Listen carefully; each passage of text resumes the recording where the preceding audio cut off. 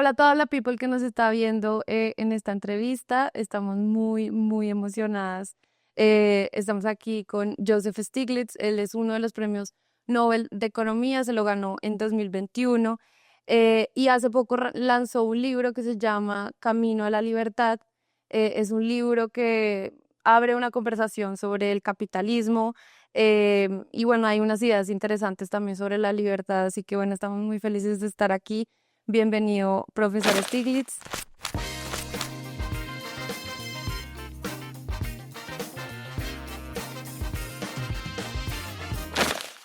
Welcome back to Colombia.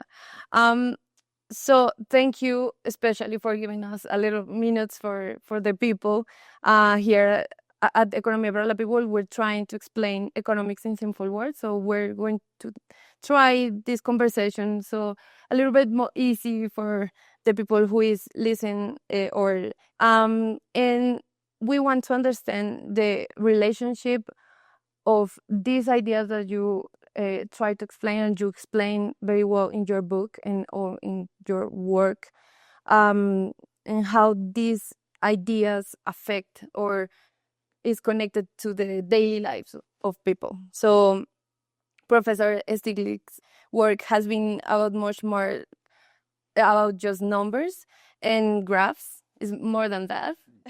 It's about how our economies affect our lives, our communities, and our freedom, of course.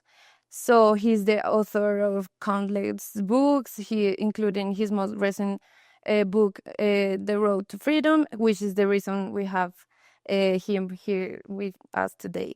And we're going to talk about the challenges of Latin American economies and, of course, the worldwide economic model. So, Professor Stiglitz, on behalf of the entire community of Economía para la People, we thank you so much for this space.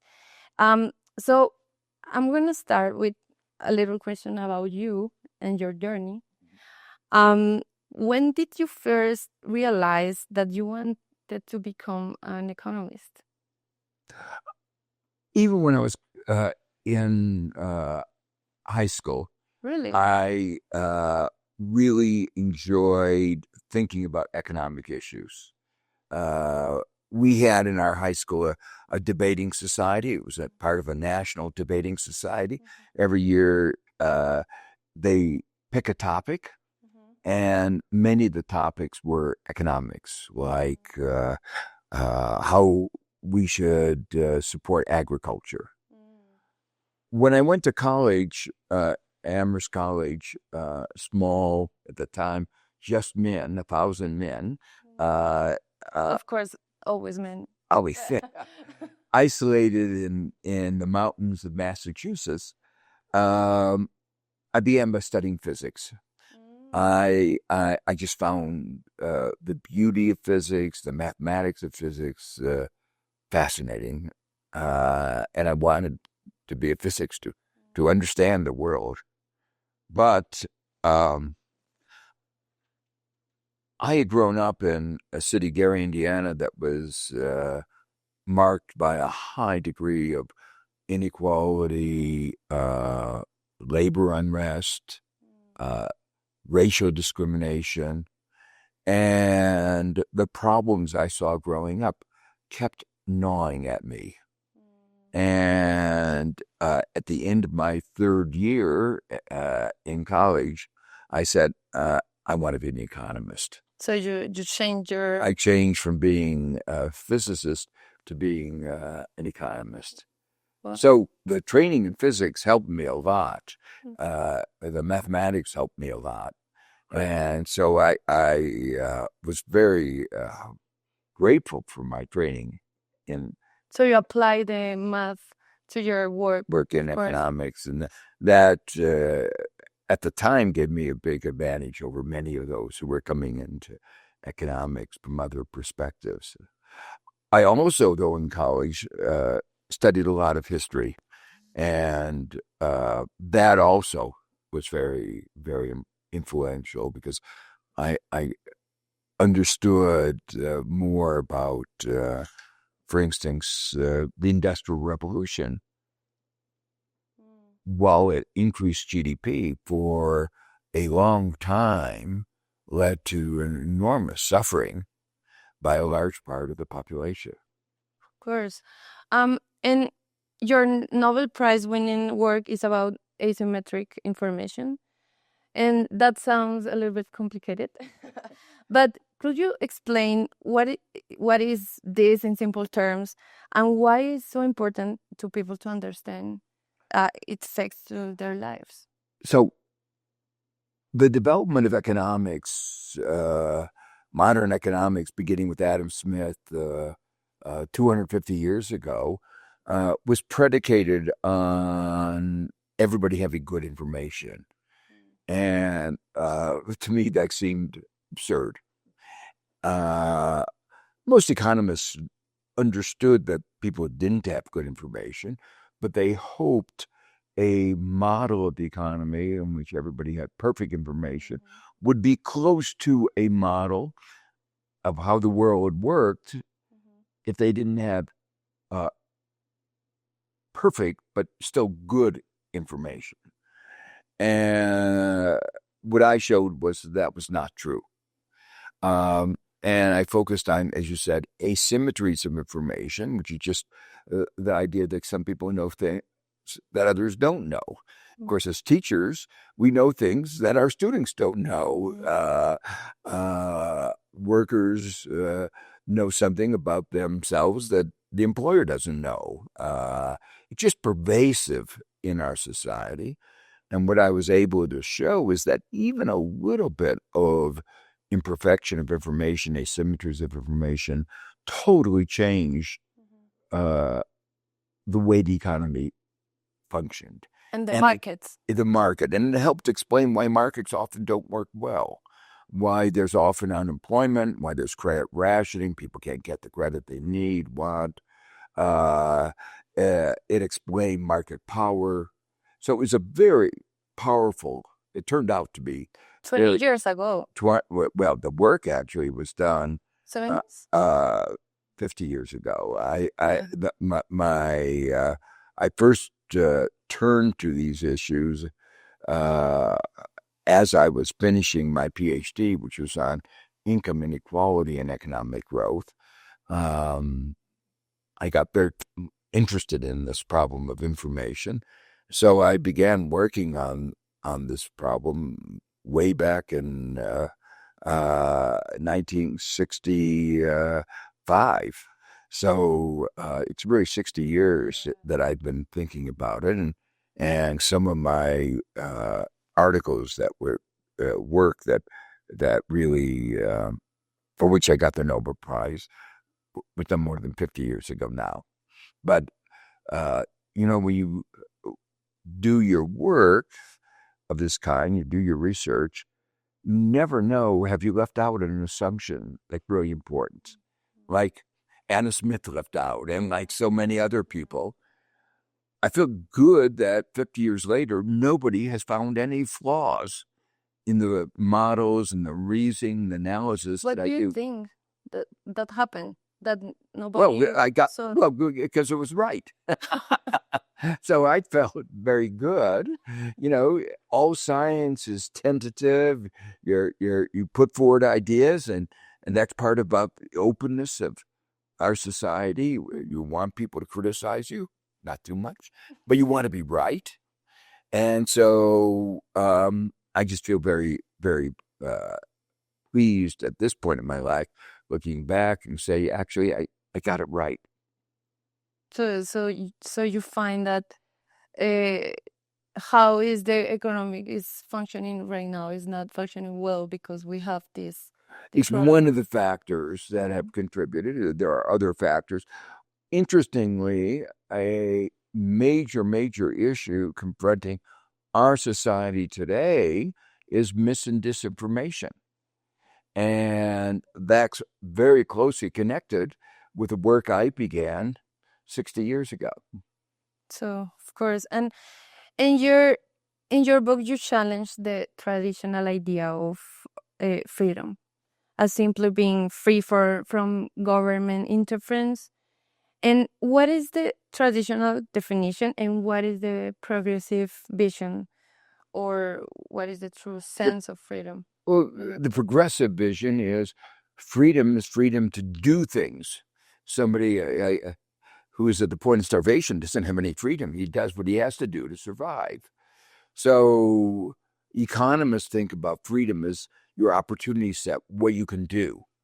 So an important part of the progressive vision of freedom is making sure that everybody can live up to their potential. And so, yes, it's important to stop government from inhibiting what you can do. That's what traditional freedom focuses on. But it's also important to expand what people can do. And that's what I think one should focus on. Now, two of the important ideas in my book are, first, that one person's freedom can impinge on that of others. So the freedom to carry an AK-47 can, your freedom to do that In United States. in the United States, no other country has that. You say, well, we're freer, but the result of that is that every day we have a mass murderer taking away other people's lives. So you have the freedom to live versus the freedom to carry an AK-47. Freedom to carry an AK-47 and freedom from fear of being killed.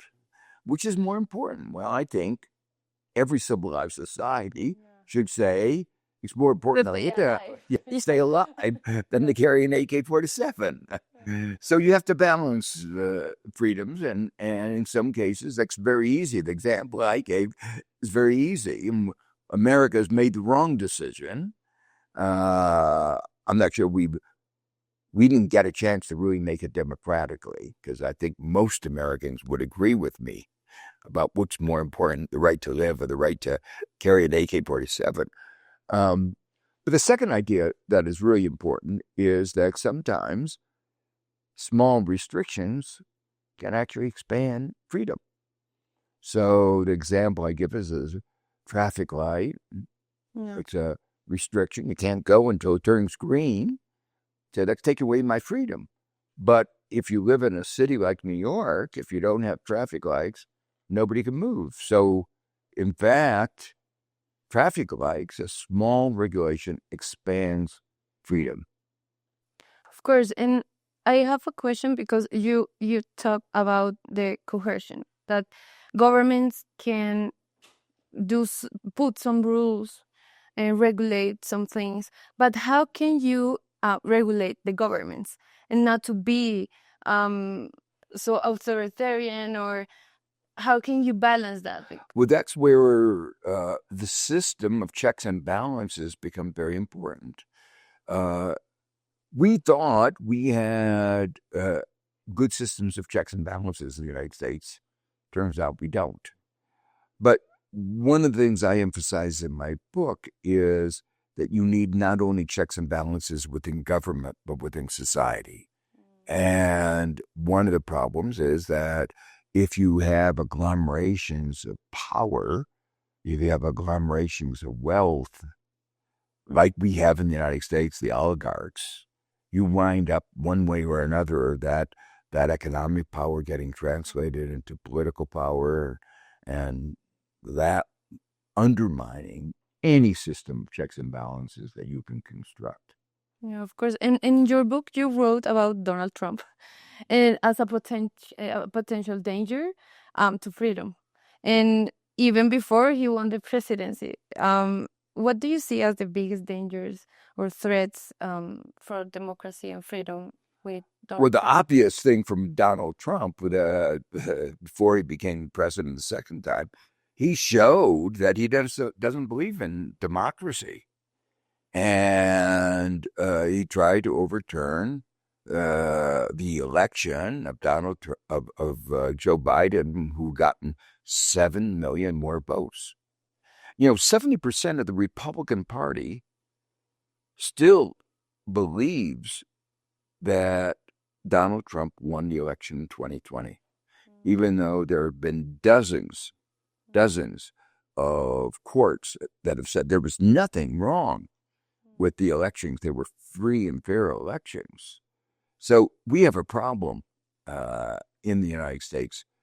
But since his election, things have been much worse because he's trampled on the rule of law, both domestically and internationally. We saw how he began to trample on the rule of law internationally in his first term, but the extent of it in the second term is just mind-boggling. He himself signed an agreement with Canada and Mexico in his first term, and what was the first thing he did in his second term? Tear it up.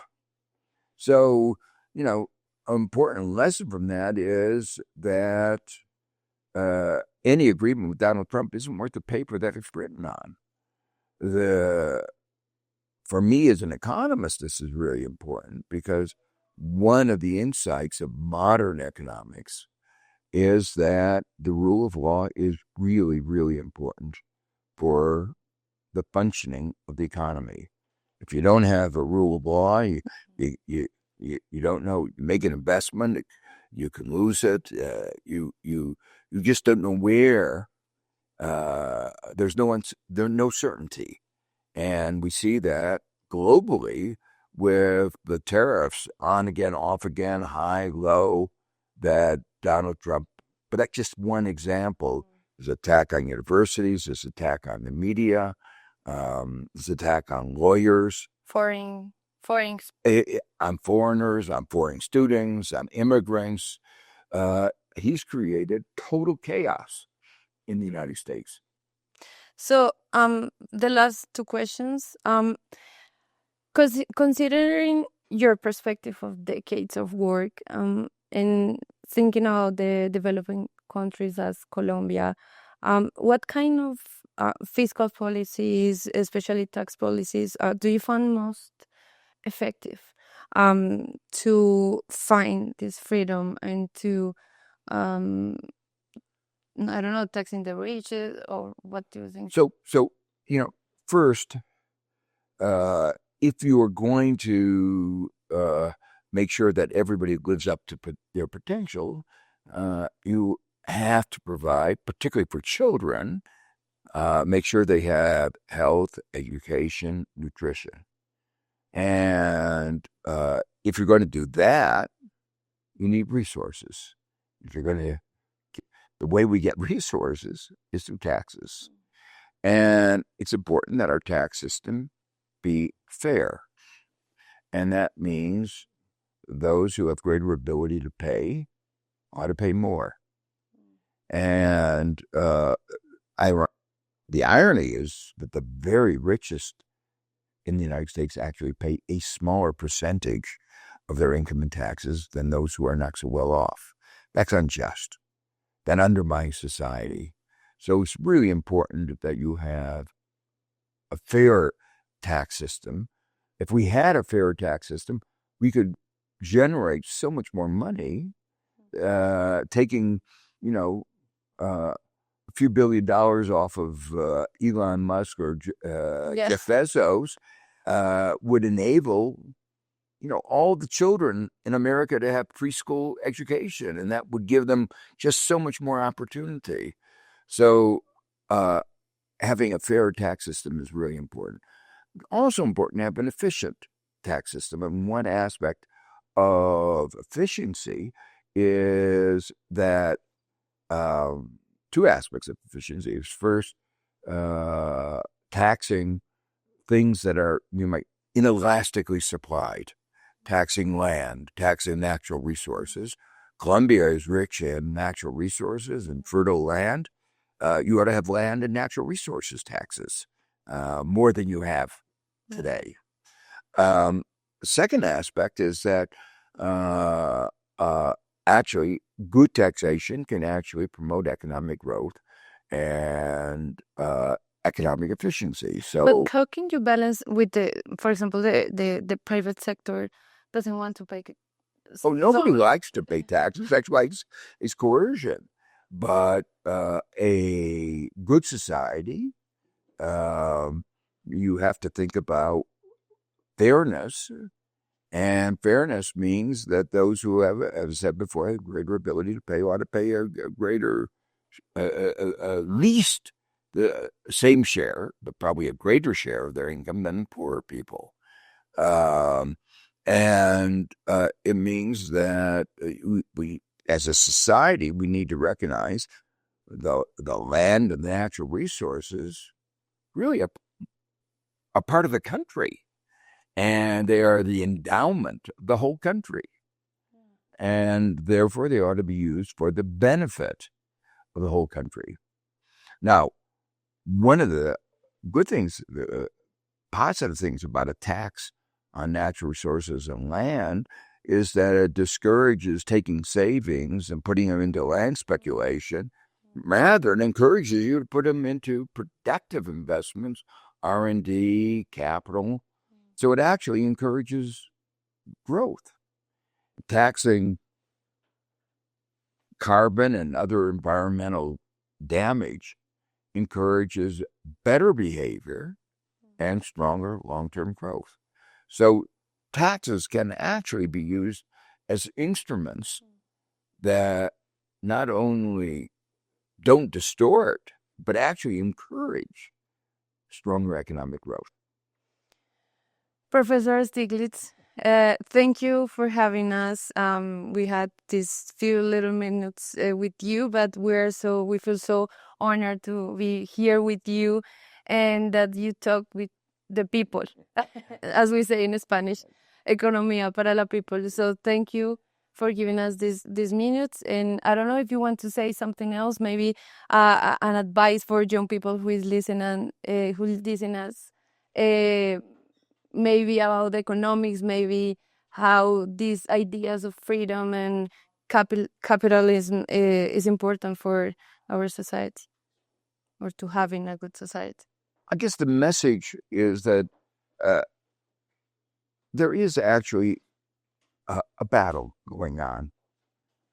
There are those, as we see in the United States, who do not believe in democracy, that want to have a society with more inequality, power for the powerful.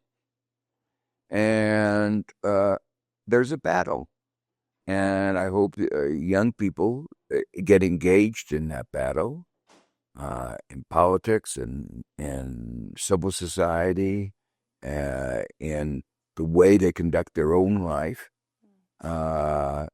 in ways that help create what I call the good society, where we have a greater shared prosperity. Thank you, Professor Stiglitz, for being here. Thank you. Okay, thank you.